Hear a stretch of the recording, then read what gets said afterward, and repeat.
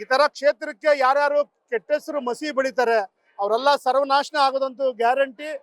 ಧರ್ಮಸ್ಥಳ ಮತ್ತು ಹೆಗಡೆ ಅವರು ಒಂದು ತಾಯಿ ಹಾಲಿದ್ದಂಗೆ. ಎಷ್ಟೇ ನಾಯಿಗಳು ಬೊಗಳಿದ್ರು, ಎಷ್ಟೇ ಜನ ಅದನ್ನ ಕೌಂಟ್ರ್ ಕೊಟ್ರು, ಈ ಕ್ಷೇತ್ರಕ್ಕೆ ಏನೂ ಆಗೋದಿಲ್ಲ. ಈ ಕ್ಷೇತ್ರನ ಯಾರು ಅಲ್ಲಾಡ್ಸಕ್ ಆಗೋದಿಲ್ಲ. ಈ ಕ್ಷೇತ್ರ ಭಕ್ತಿ ಏನಿದೆ ಇನ್ನ ಹೆಚ್ಚಾಗುತ್ತೆ. ಈ ಕಳಂಕ ಎಲ್ಲ ಹೋಗುತ್ತೆ. ಹೋಗಿ ಮೊದಲಿನ ತರ ಇನ್ನೂ ಹೆಚ್ಚಾಗಿ ಭಕ್ತಾದಿಗಳೆಲ್ಲ ಬಂದು ಈ ಏನು ಈ ಒಂದು ಗ್ರಹಣ ಹಿಡಿದಿದೆ ಅದೆಲ್ಲ ಹೋಗಿ ಧರ್ಮಸ್ಥಳ ಕ್ಷೇತ್ರಕ್ಕೆ ಒಳ್ಳಾಗ್ತದೆ. ಧರ್ಮಸ್ಥಳ ನಾವೆಲ್ಲ ಭಕ್ತರು. ಮತ್ತೆ ಧರ್ಮ ಕ್ಷೇತ್ರದ ಬಗ್ಗೆ ಮಾತಾಡಿದವರು, ಸೌಜನ್ಯ ಪರ ಹೋರಾಟ ಮಾಡಿದವ್ರು ಎಲ್ಲರಿಗೂ ದೇವ್ರು ಒಳ್ಳೇದ್ ಮಾಡ್ತಾರೆ. ಆದ್ರೆ ಸೌಜನ್ಯ ಪರ ಇಟ್ಕೊಂಡು ಯಾರ್ಯಾರು ಹೆಗಡೆ ಅವ್ರ ಬಗ್ಗೆ ಧರ್ಮಸ್ಥಳದ ಬಗ್ಗೆ ಮಾತಾಡಿದ್ದಾರೆ, ಸರ್ವನಾಶನ. ಹುಳುಗಳು ಬಿದ್ದು ಸಾಯ್ತಾರೆ. ಆಕ್ಸಿಡೆಂಟ್ಗಳ ಏನಾಗ್ತಾರೋ ಗೊತ್ತಿಲ್ಲ, ಸರ್ವನಾಶನ ಆಗ್ತಾರೆ, ಅದಂತೂ ಗ್ಯಾರಂಟಿ.